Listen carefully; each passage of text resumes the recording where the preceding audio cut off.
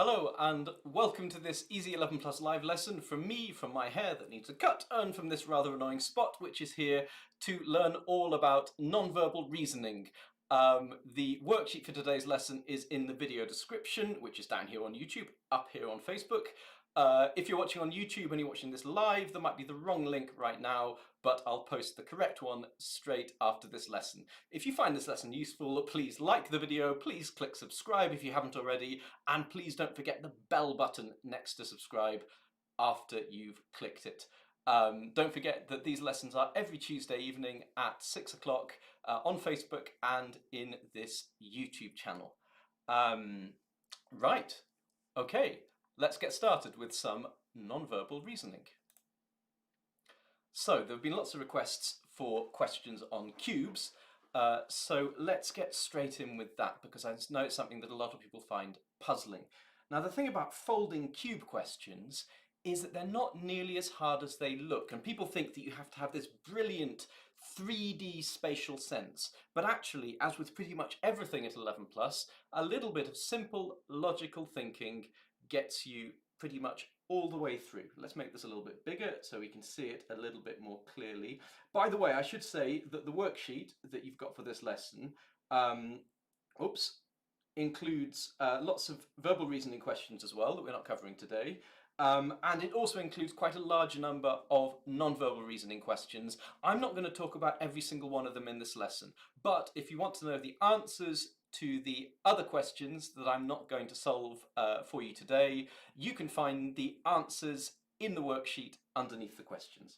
Right, let's look at this classic cube question. You can see that the answer is already circled because this is an example question, and that means that you can see me working through it, knowing where I'm going to end up. So here we've got lots of boats, and we've got the net of a cube, and this of course has to be folded up to make one of these lovely cubes over here.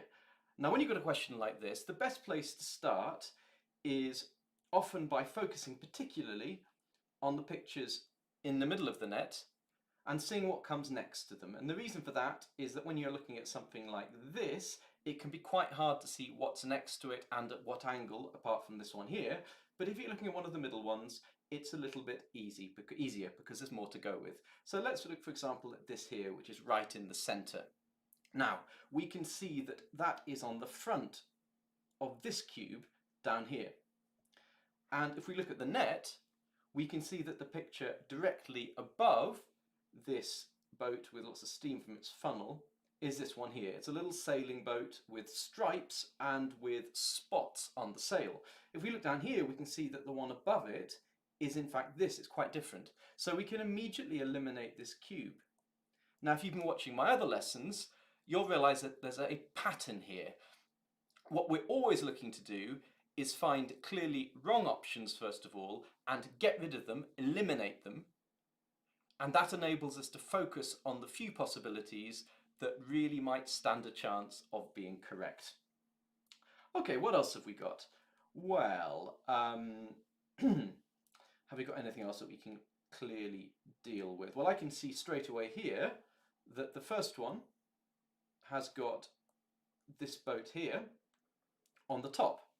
And we can see that looking at this cube, the one underneath it is the darker long boat. Maybe it's something like a container ship, again with smoke, I reckon it's smoke coming from its funnel and a black little tower at the back. And we can see that's the same as the boat here. But we can also see very clearly that on the cube it's the wrong way around, because if we look here we can see that the back end of the boat is pointing toward, back end of the ship maybe is pointing towards the little sailing boat, but here it's got its bottom pointing up at the bottom of this sailing boat. So again, this clearly doesn't match, so we can just sail through eliminating. Right, now it gets a little bit trickier from here, but let's see what's on the front of this cube down here. So here we've got the stripy sailing dinghy with the spotted sail, which is this one. Let's uncircle these because they're just going to confuse us.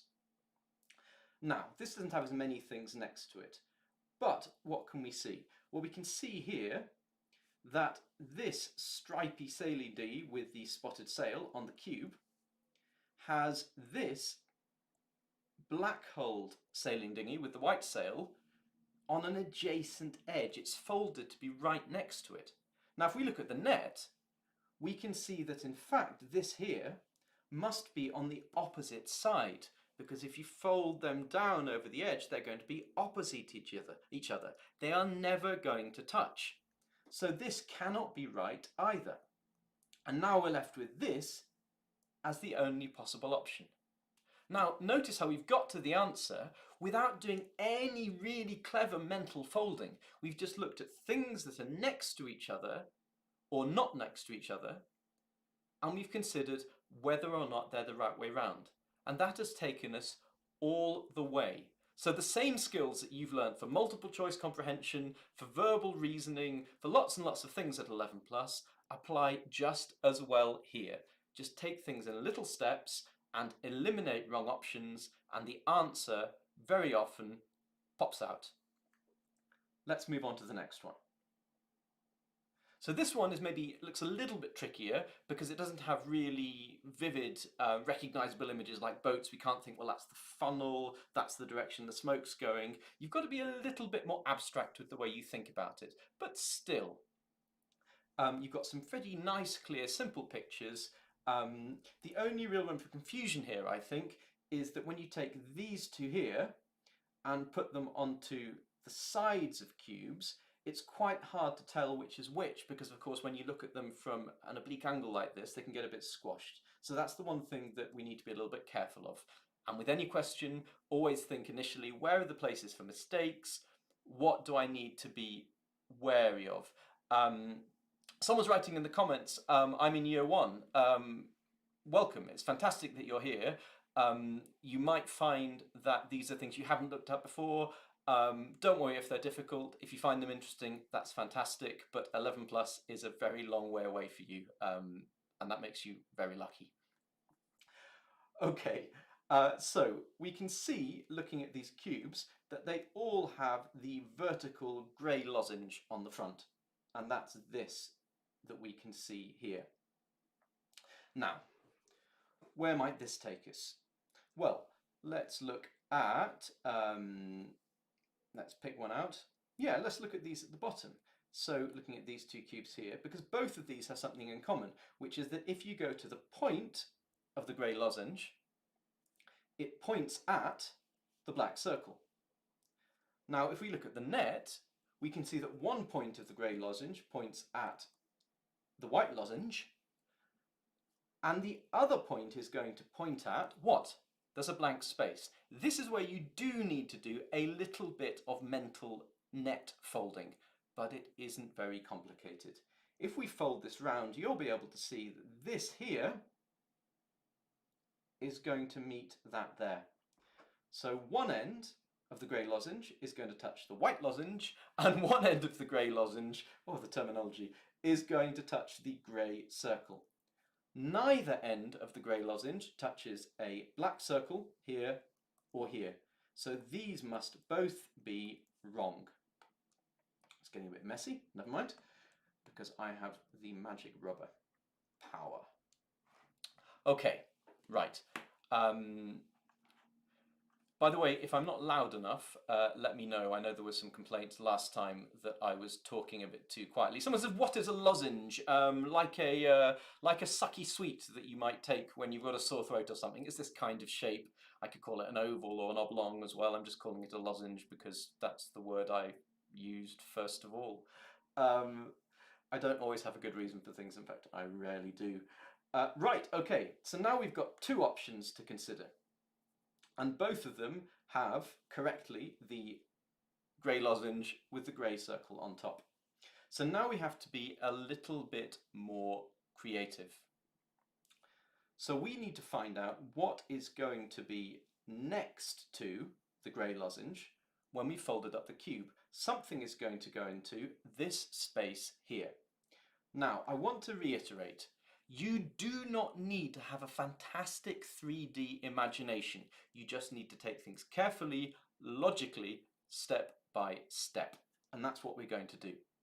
So I want to know what is going to be next to the grey lozenge up in this corner?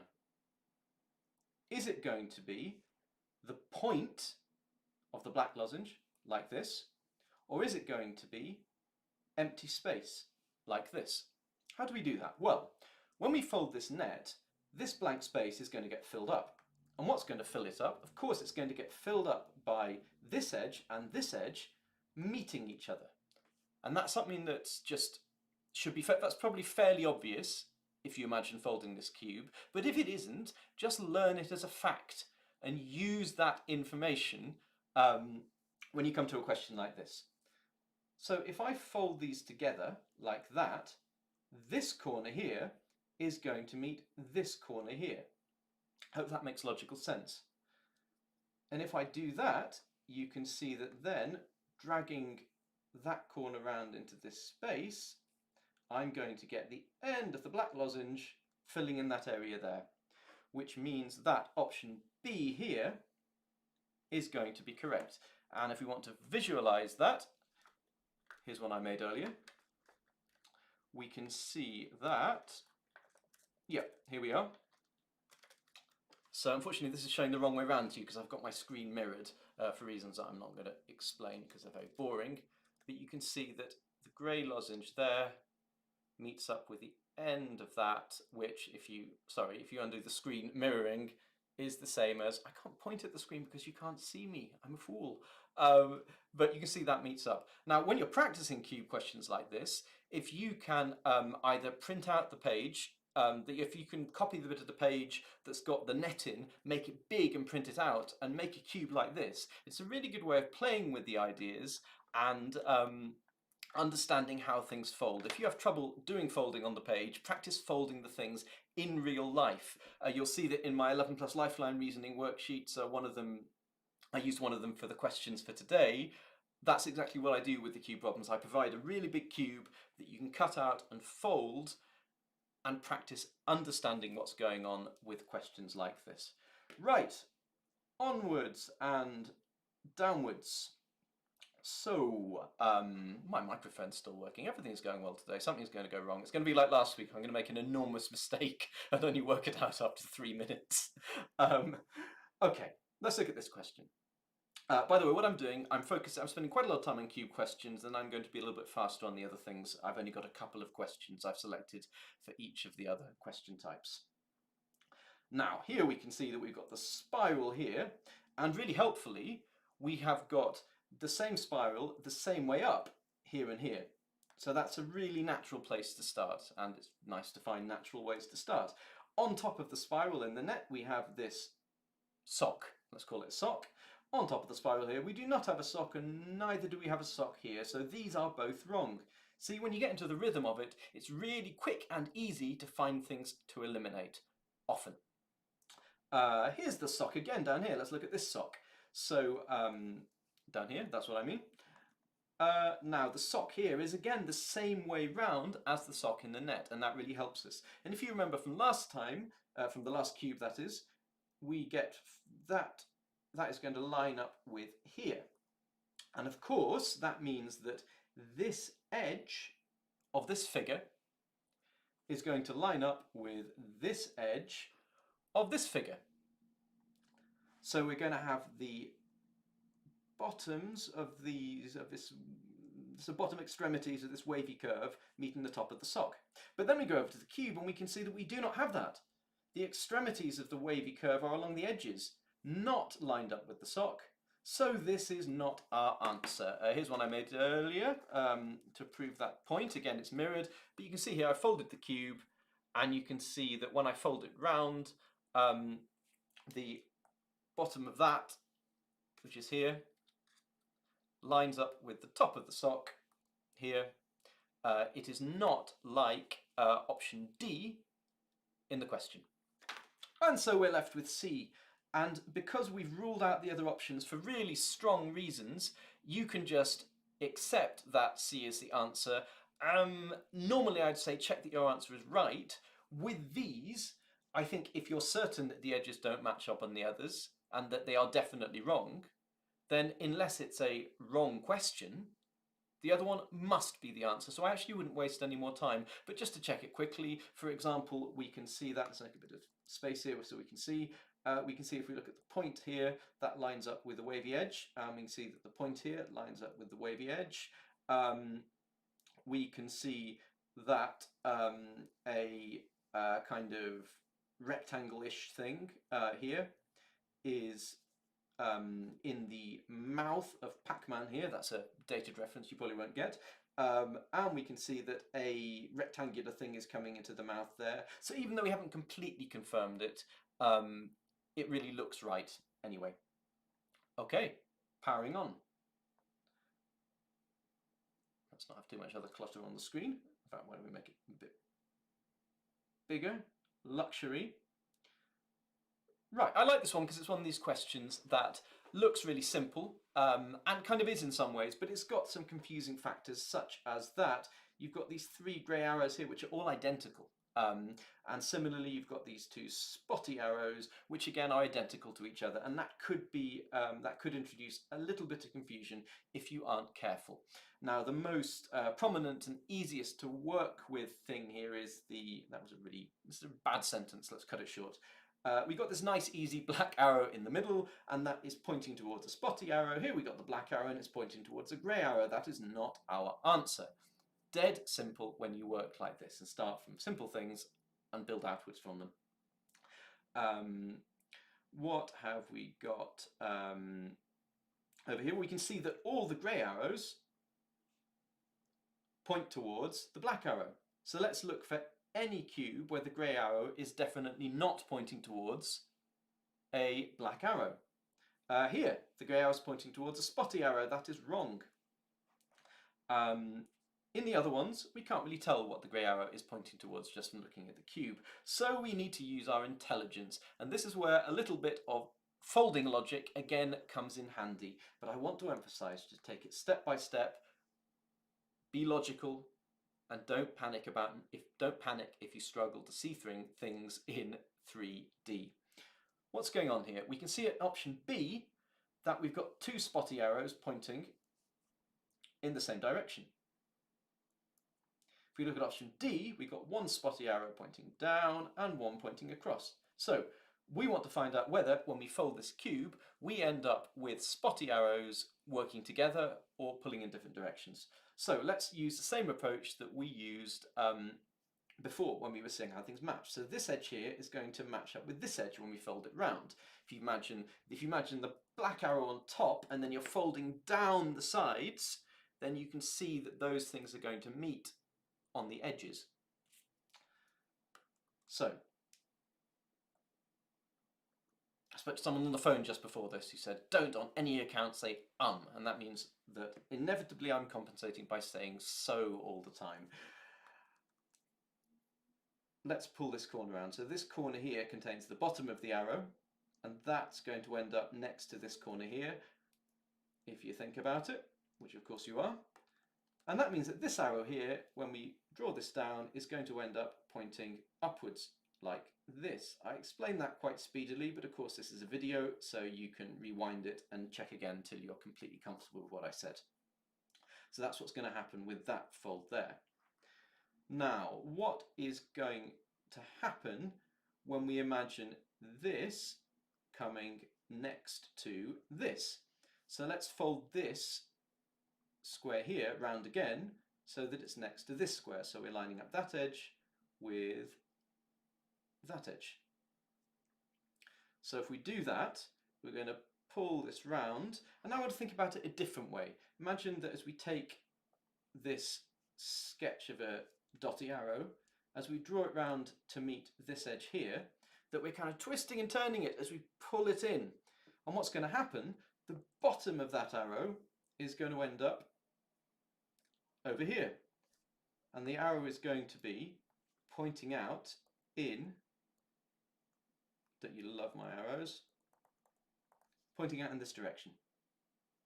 So when we've gone through all the stages of kind of drawing this together so everything meets, we can see that the arrows are not next to each other like this, pointing in the same direction, but they're kind of messy, pointing away from each other like in option D. And again, you can play around folding a cube, And look, here are our spotty arrows pointing in different directions. Again, I apologise for the fact my screen is mirrored, so it looks the wrong way around, but that's what you're going to end up with. And if you imagine reversing this screen, it'll look kind of right. Okay, fantabulous. So we've dealt with our, it's not really a word, we've dealt with our folding nets. Let's push on to looking at reflections. I said I'd only look at a few questions of each type. So let's look at these two here. So I didn't hover over the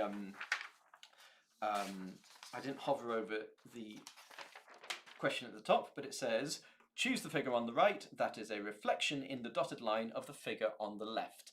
And you probably know what I'm going to say, which is that when you've got a question like this, even if you aren't someone who's brilliant at seeing these solutions, visualizing reflections in your head, you just need to take it step by step, focus on the details, eliminate options until you've got an answer that you're happy with. Here's what we need to reflect here. Now, if you find these questions really puzzling, a really useful thing you can do is get a small mirror and practice holding it against things. Just take, objects from your life, some headphones, a cube that somebody made to give a reasoning lesson, and practice putting a mirror next to them and first of all thinking, what is this going to look like?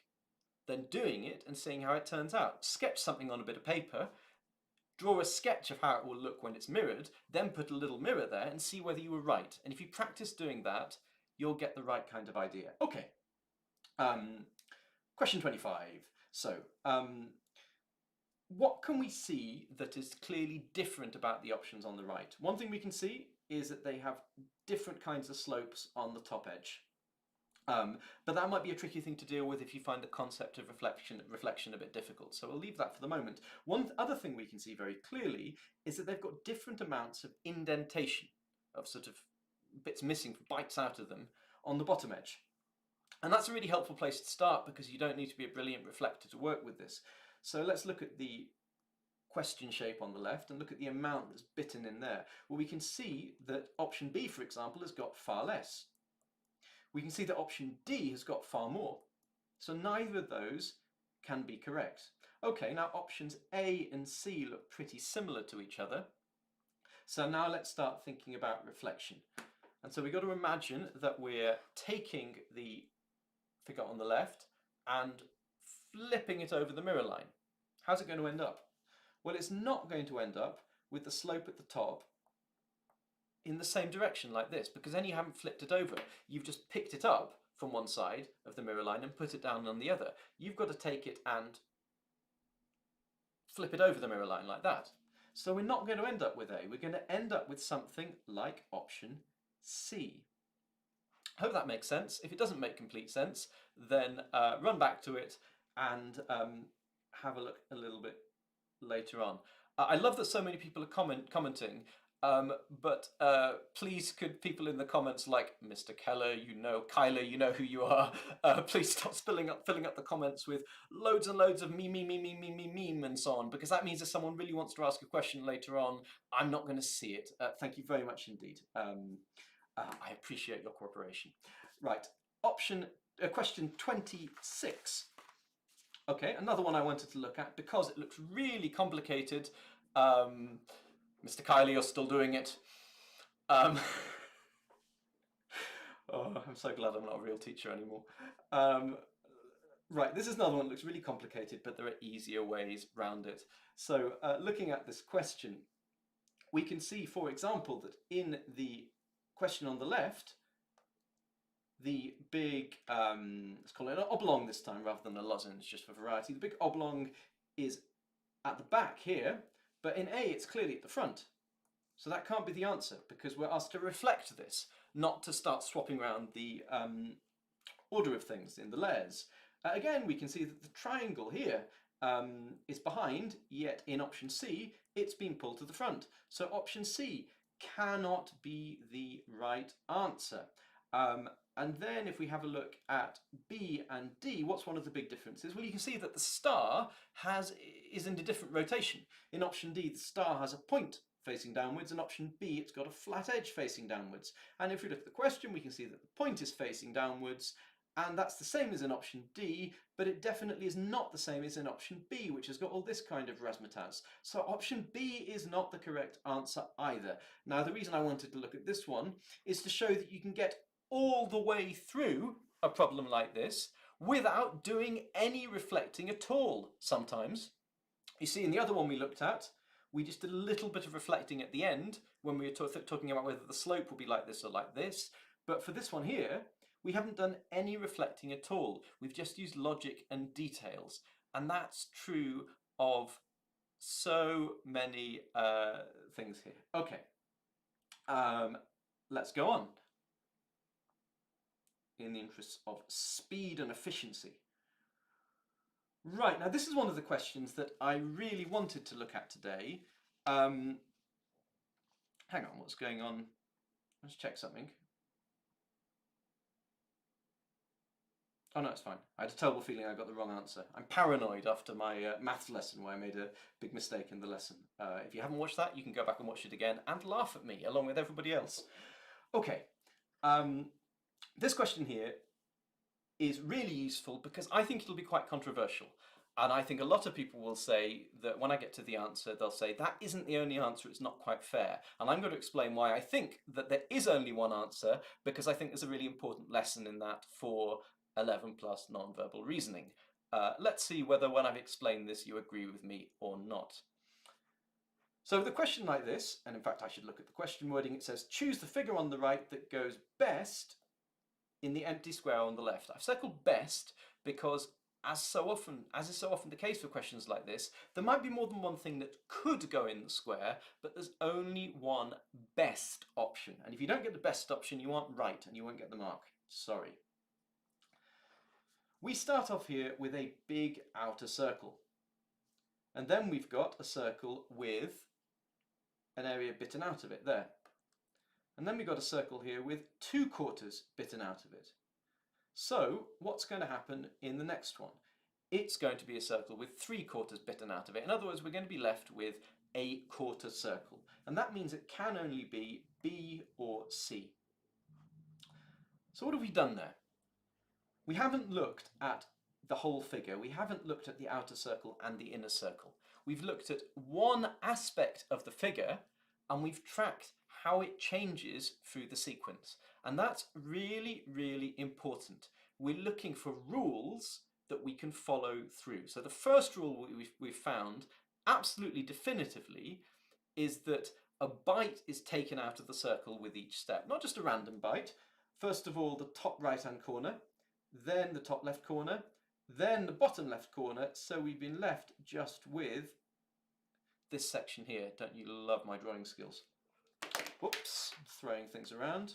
It's getting to that time of the evening. I'm probably going mad after my COVID vaccination the other day. I spent the next day asleep, but apart from that, it's been absolutely fine, and I'm very glad to have had it. We need to look for a second rule here as well, because we've got this inner circle, which is little. Now, what is this circle doing? Because we can see, in fact, let's look at this differently. You can see that each of these has got a circle inside the shape. So you might reasonably say it must be option B because that also has a circle inside the shape. Let's think about it a bit more to see whether that's correct. That's what I really want to focus on here. In the first one, the circle is top left. In the second one, the circle is bottom left. In the next one, the circle is bottom right. What's happening? The circle is moving around the corners of the square in an anti-clockwise direction. So in the next one, the circle must be up here. Now this is a definite rule that we found. It's been clearly established across those three figures. So therefore, the circle simply cannot be down here, as in option B, because that would mean that the circle has not moved from here. So we've established a clear rule, and then we're breaking it. Instead, the circle must be up here. But then we look at option C and we say, there is no circle up here, so how can that be the answer? So there must be another hidden rule, which is that you only see the circle when it's inside the big circle, which is being chopped into bits. And because in option C, the circle is up here, not inside the big circle, we can't see it. So option C is the correct answer. Now you might be shouting, unfair! I found a really good rule. You take a chunk out of the big circle each time, and then the little circle is inside the circle. But this kind of question, it's not an odd one out question. It's not testing your ability to find some big overall rule.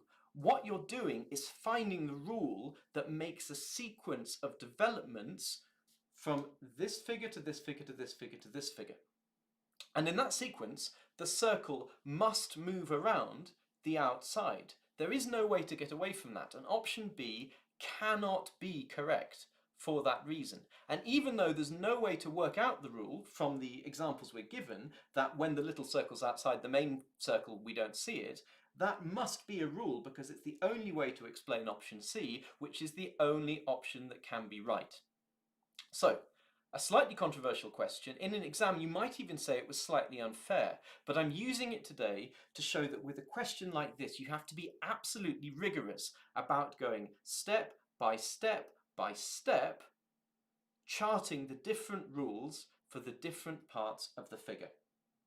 Okay, feel free to be angry with me, but even if you disagree, I hope that's useful food for thought. Right, the other one I circled was this one down here. So what's going on here?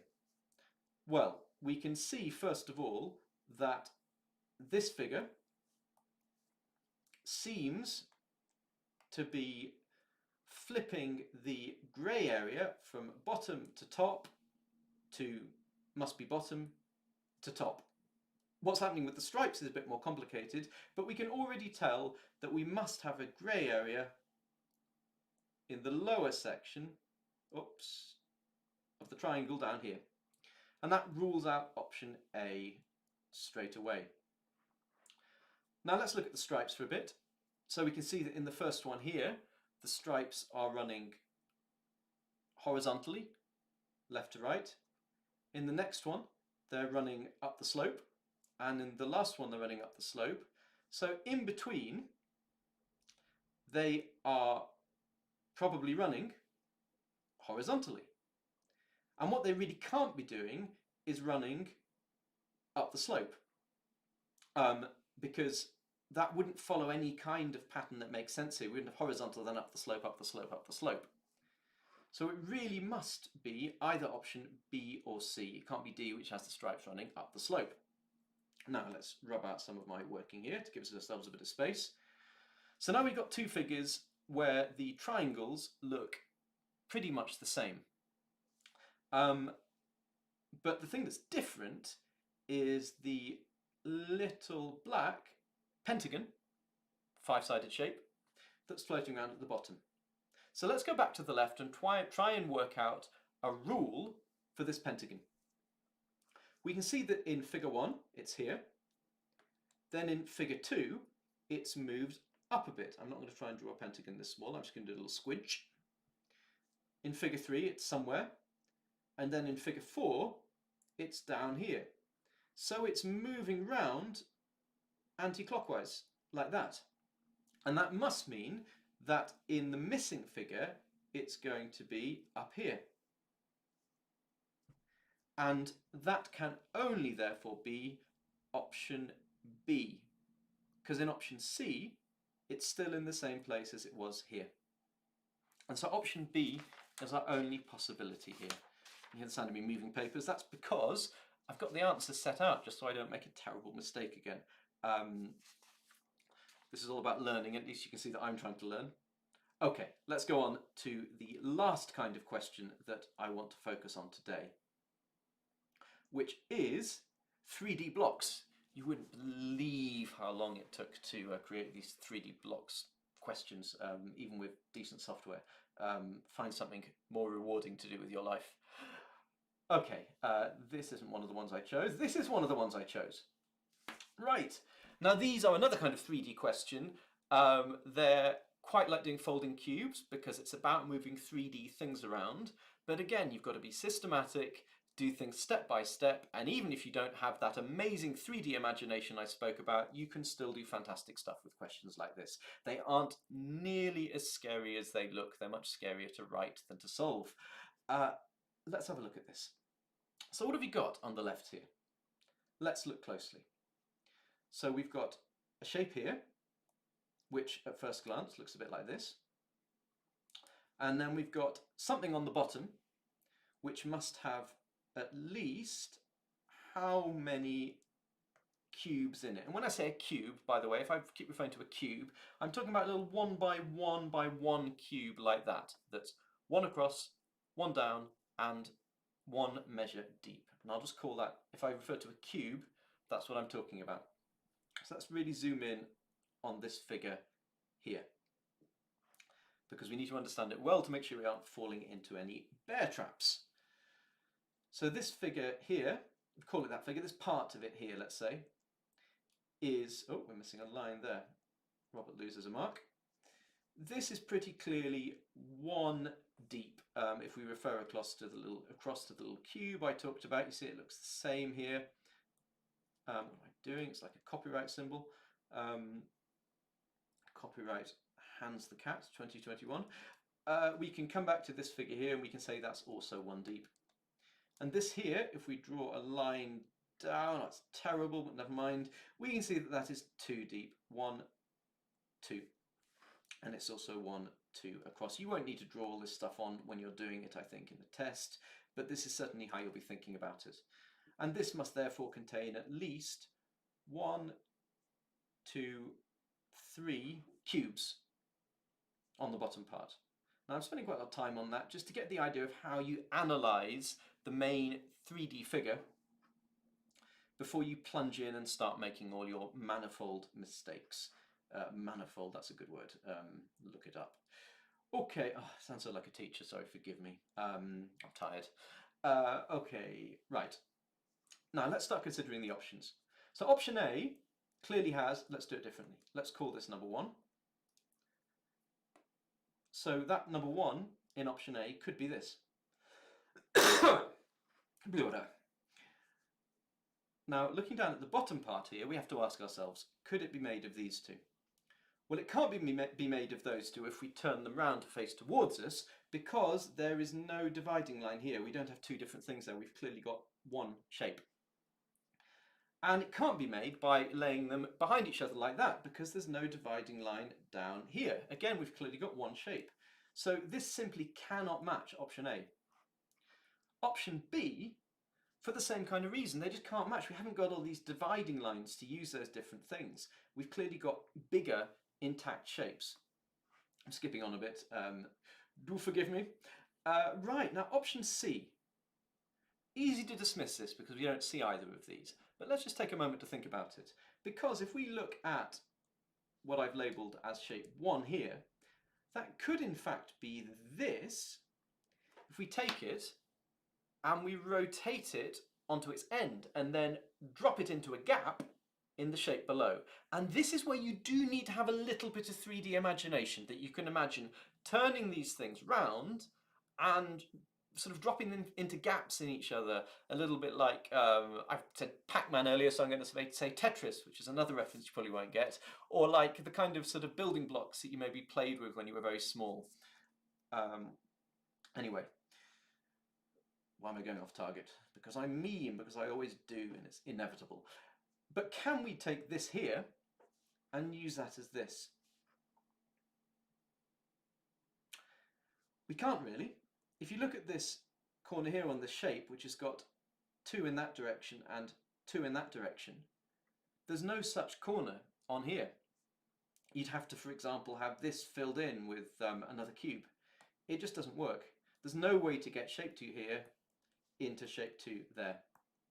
So that is another wrong option. So it must be this option down here. But, you know I said with the 3D cubes, once you've got rid of the ones that don't work, you just need to pick the other one. I would not advise that for this kind of question, because it is so easy to make a little mistake because these are hard. I would advise that even when you've only got one left, you check to make sure that it works, because it could be that one of the others was right, and you made a silly error. I never make silly errors, of course. Option D, we've already said that you can take this, turn it on its side, and plonk it down into this gap here. Which means that, how am I going to show this? Which means that the hidden block behind here is actually part of this shape and not part of the shape below. And that means that the shape below is a bit like an L shape, because it bends round the outside of the block that's been dropped in there. I'm not sure if I've explained that well enough, but it's the best that I can come up with. Anyway, if we take this here, plonk it down onto its side, and twist it round the bottom of that T-shape, it fits in really snugly. So option D is indeed our correct answer. Right, there's one more of these that I'm going to look at, and then we're done. Then I can just get on to tip of the week and taking a few questions from you, and then you can run away and have your delicious dinner. Okay, I'm saying dear. Let's have a look. Let's have a look at the shape on the left first. Let's do the same thing and analyse it a bit, just quickly. So we got this thing here, which is clearly 1, 2 in depth. So along here it goes 1, 2 back, and it's 1, 2 wide. So at the very least, this contains 3 cubes. We've got this here, which if you draw a line down there, you can see that it's 2 deep. So at the very least, this contains 2 cubes. And we've got this here, which contains 1 cube. And in fact, I think I might introduce a slightly different method here, just to give you another idea about how you can do these things. There's only one place on this figure where a cube could be hidden without us seeing it. And that's in this gap here behind everything, underneath that. So this figure must have either 1, 2, 3, 4, 5, 6 cubes in it, or if there's one hidden, it could have 7 in it. So our answer can only have 6 or 7 cubes in it. So let's see if that helps us. So if we look at option C down here, that's got 1, 2, 3, 4, 5 cubes in it. So it cannot be the answer. So that's another useful way of ruling things out. You just have to be very careful about cubes that might be hidden away behind everything. I'm trying to think if I'm being silly and there could be anywhere else that a cube could be hidden. I don't think there is, reaching the limits of my 3D reasoning here. Okay, let's look at some other options. Let's look at option A here. If we call this, let's row out the numbers so that we don't get too confused. If we call this 1, that could be this here. If we call this 2, that could not be this chunk of stuff here, because it could either be in this L shape, but then what about this cube at the back here? We've missed it out. Or it could be in an L shape here, but then what about this cube here? We've missed it out. So A does not work. So again, elimination with a little bit of 3D reasoning skill, but nothing too extravagant, is still the method that powers us through. Let's have a look at option B.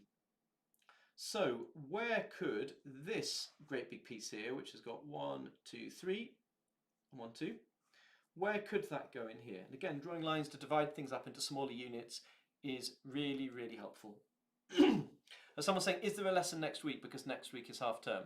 I am planning a lesson next week, if nothing gets in my way. Yep. You don't have to watch it. If you want to have a nice half term and have a break, you can always come back and watch it as a video the next week. So where can we put this long figure that I'm talking about? Oh, that was supposed to be an arrow and instead it's ended up as a squidge. I'm talking about that one. Where can we fit that in here? We need something that's 3 long and goes across one place. I can't see anywhere to fit that in. You could have the 3 along the back here and then sticking out there, but then what's going on here with this piece? There's nowhere to fit that in. It just doesn't work. It really can't be option B. And so we're left with D, which must be our answer, but as I said before, we're going to check it and check that it really is our answer. So let's start with 1, must be this over here. Then let's think about 2. So could that go like that in an L shape? No, it couldn't, because this cube at the back, oh no, what am I doing? Let's do it like this. This cube at the back here is joined on. It's part of the same shape. There's no dividing line like I've drawn.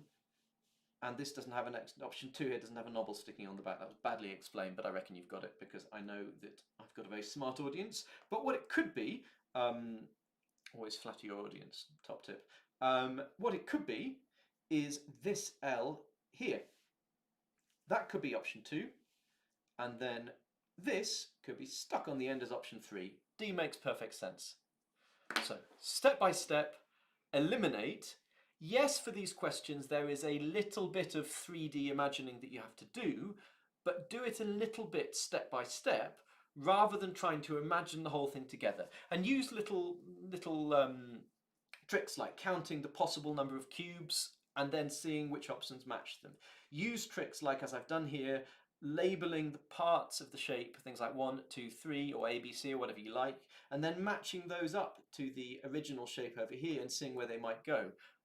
Another really useful thing, by the way, is to have a pencil. Even though you often need to write your answers in pen, you don't always. It depends on the exam. Actually, for 11 plus, pencil's normally fine for everything. Ignore me.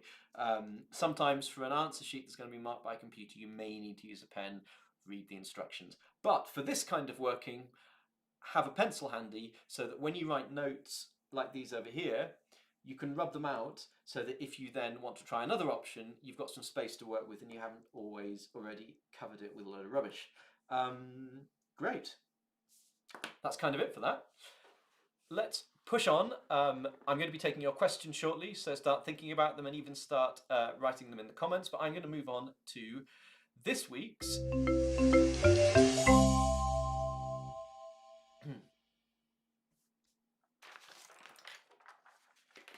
So I got a really lovely comment on the YouTube channel earlier from somebody who may even be watching this live, and they wrote, "Thank you so much. I really hope I pass the 11 plus. It would be my dream." And I thought this was a wonderful comment. But I also thought that this is something that everybody taking the 11 plus needs to be a little bit careful of, because if you make the 11 plus your dream, you may be going a little bit too far. And getting a little bit too emotionally involved in something which isn't completely in your hands, because there's a lot of randomness and sometimes things just don't happen in the way you want them. My top tip for this week is don't stress about the 11 plus. The 11 plus is a fantastic opportunity, and it might give you the chance to go to an excellent school that you really like.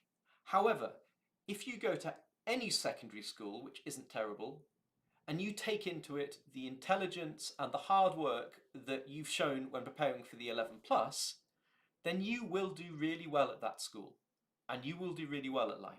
Really well in life. The 11 plus is just an opportunity. It is not the be all and end all. Be relaxed about it. Spend time with your friends.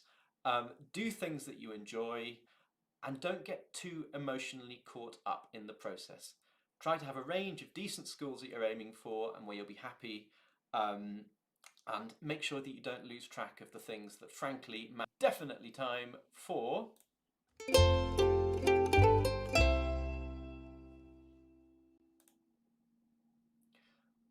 right, so I know that there's about a minute delay between you typing the comments and them showing up in my software here. But someone said, how can I pass the 11 plus? I want to become an astronaut. Should I study hard? Yes, if you want to become an astronaut, it's a fantastically competitive career. You should study very hard. But bear in mind that in order to become an astronaut, probably before that, you'll need to become something like a military test pilot or a research scientist. And that it's that kind of career that you should head for, which then you might be able to turn into becoming an astronaut a bit further down the line. But good luck with that. That's an absolutely wonderful thing to aim for.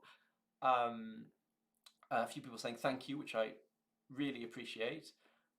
Someone says, can I want to go with my friends. Can I pass with this learning? So whether you can pass with the things I've taught, I hope so, and I think the things that I teach, I try to teach things that are really useful for doing the 11 plus exam. What I'm not doing in these lessons is covering every single part of the syllabus. So for example, I'm not covering every single maths topic. I'm not covering every possible kind of comprehension question. I'm not teaching every word and so on. You do have to do your own work to make sure that you're well across the syllabus. What I'm trying to do with these lessons is give you techniques, skills that you can apply that will help you to bring out your ability to the best of your potential. And I can't really offer more than that. It has to come from you. Um, I'm getting a lot of very general questions, like is the 11 plus a once in a lifetime opportunity? Well, it is to the extent that you can't do the 11 plus again, but there are loads of other opportunities later to do really good things with your education. There is absolutely no reason why you can't go to a fantastic university from a comprehensive school. It's not as though if you don't get into a great grammar school or a top independent school, you can't then go to a great university, or that you can't go to a fantastic college to do your A levels or something like that. It does not all end with the 11 plus. Just as if you pass the 11 plus, it doesn't mean that your life is sorted for you, because you're still going to have to study hard and do well in lots of things after that. It's just one stage. The rest of your life does not depend on it. Someone's asking lots of times, can we please do sentence close? I will do sentence close at some point, definitely. Please bear in mind you don't have to ask the same question zillions of times. I will still see it. How do I revise and study my hardest? I think you've answered it in the question, which is by studying your hardest. But studying your hardest doesn't mean studying all the time. It means that when you do study, you really focus on learning the skills, identifying your weaknesses, sorting them out, also identifying your strengths and learning to be even stronger and even more consistently strong in them. These are all important. So studying hard means studying well and intelligently. It does not mean studying for hours every day. That's a really foolish thing to do, because the information will stop going and you'll get bored and you'll stop learning. What are we doing next week? I haven't decided yet. Something fantastically fun. Of that I have no doubt.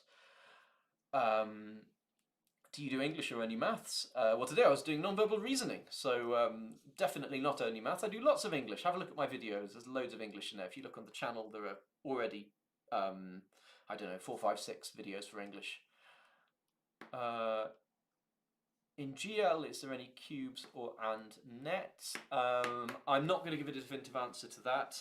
They're certainly much more prominent in things like the CEM exam and in exams with lots of dedicated non-verbal reasoning. The thing about the GL and the CEM exams, if you're a grammar school candidate, is that they aren't the same in every school and in every region. Different schools and different regions pick different parts of the exams offered by these companies, GL and CEM, so the exams can look very different. So find out what the content is for your exam in your area, and also bear in mind that what the content was last year and the year before might not be the same as the content for this year that's coming. Just practice a wide range of things and make sure the end here. I'm just going to finish with a rant because I feel like it, which is that I hate non-verbal reasoning. I think it's the most pointless thing in the 11 plus. It teaches hardly any useful skills for life. It occupies time when you're studying this, when you could be studying useful things like maths and like English. The only reason you do non-verbal reasoning in the 11 plus exam is because schools want to be fair by covering something which they think just tests intelligence, but it doesn't just test intelligence, because you can study it and learn to do it like we've been doing in these lessons, so it isn't fair. All it does is it adds a part to the 11 plus exam that people don't study at school, and therefore only the people who spent extra time studying, who've watched lessons like this, who've had tutors, all that kind of rubbish, have a chance to do well in. So it actually makes the exam less fair. So on the off chance, which is actually almost certainly absolutely no chance at all that anyone from an 11 plus exam board ever watches this, please get rid of non-verbal reasoning. It's a stupid thing, it's a waste of children's time, and there are much more useful things that they could be learning. And I have a feeling that there will be a few people watching this who might agree with me. But if you disagree with me and you think non-verbal reasoning is really useful, really interesting, if you think it's teaching you important lessons for life, then please tell me in the comments, because I'm always genuinely interested in learning about other people's opinions, because sometimes they change mine. Right, it's been lovely to have you here. If you found this video useful, please like it and please subscribe and please click the bell. It gives me so much happiness. I will see you next Tuesday at 6 o'clock. Have a look in the channel where there are lots of other videos, including my Easy 11 Plus short videos on lots of topics. I try to make them really short and really useful. There's a worksheet in the description for every single video. So do the worksheets, watch the videos, learn as much as you can, and come back here next week for more of the same usefulness. Bye-bye.